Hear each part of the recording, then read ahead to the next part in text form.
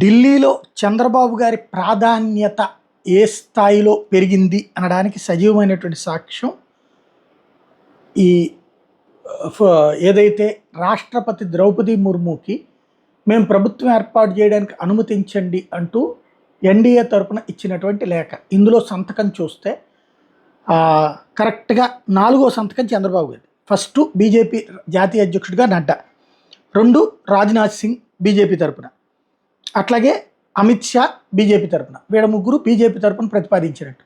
4వ ప్రతిపాదకులు చంద్రబాబు నాయుడు గారు, 5వ ప్రతిపాదకుడు నితీష్ కుమార్ గారు. అంటే ఈ వచ్చిన సీట్ల ప్రాతిపదిక అనమాట. తర్వాతన ఏక్నాథ్ షిండే నెక్స్ట్ వచ్చినటువంటి సీట్లు కాబట్టి ఆ టైప్లో.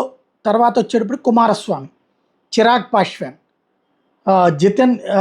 జితన్ రామ్ మాంఝీ, తర్వాత పవన్ కళ్యాణ్ గారికి సంబంధించినటువంటిది ఇక్కడ సంతకం కనబడతా ఉంటుంది, పవన్ కళ్యాణ్ అన్నటువంటి.